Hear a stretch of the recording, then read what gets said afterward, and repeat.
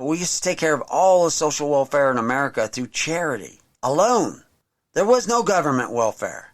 You want to go back to normal, you better tell me what you're picking as normal, because normal back 100 years ago was that most kids did not go to public schools. The few public schools that were around were mostly supported by private donations, not government taxation, because we had not yet become accustomed to the idea of living at the expense of our neighbor.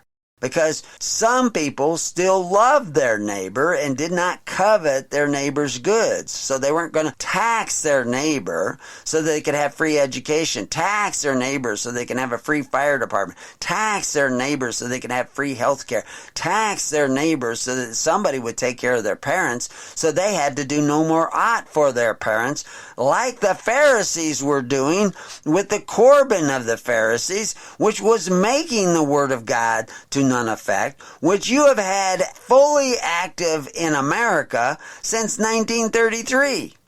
The Corban of the Pharisees is almost identical to the Social Security system that you have set up in 1933 with that socialist by the name of FDR. Who was a member of the Socialist Democratic Party, supposedly fighting Hitler. The reality is that they wanted a war, because evil progresses more in society during war and crisis, because war is crisis, than at any other time. The degeneration of morals takes place at a more rapid rate during wartime. Vietnam War, Second World War. There were great people back then. I'm not picking on the veterans. But they know that there was a moral degeneration taking place in society, partly because all the men were overseas, and partly because all the men were overseas. I mean, there was a degeneration. War does that. You have to be very careful. But anyway, this degeneration of morals, the perversion of history, took place during the war, more than any other time. Before World War II, the Army Field Manual said democracy was an evil form of government. After World War II, the same field manual said democracy is what we're fighting for. And it is a good form of government. So which is it? Is it an evil form of government or is it a good form of government? What is democracy? America before the World War II was a republic. Now we're told that it's a democracy. The United States federal government has always been a democracy, but the people were not a party to the Constitution. That's ruled over. We show this. We have the facts. We lay them out. The people were not a party to it. Referring to the Constitution of the United States, that's a direct quote from the people who wrote it and the Supreme Court who decided what it said, which included at that time some Supreme Court justices who were a part of the formation of the United States government.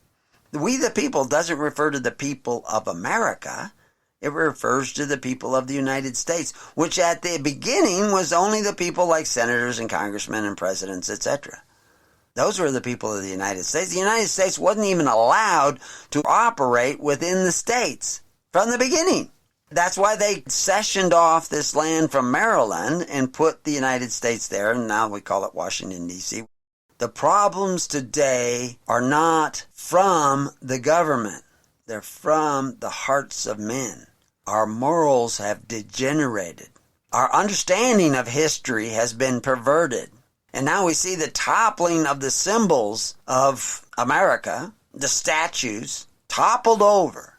All that is simply evidence, symptoms of the ideological subversion that has already taken place by the influence of the rulers of darkness of the world and the spiritual wickedness in high places.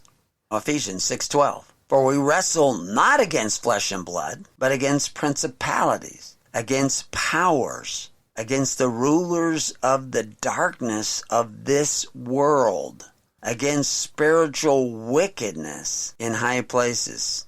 Now this world, Ephesians, when that was written, this world meant the Roman Empire, the constitutional order and system of government of the Roman Empire.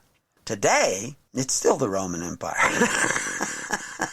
But it's the United States, the United Nations, and all the other governments that are actually more like the Roman Empire than you would want to know, probably.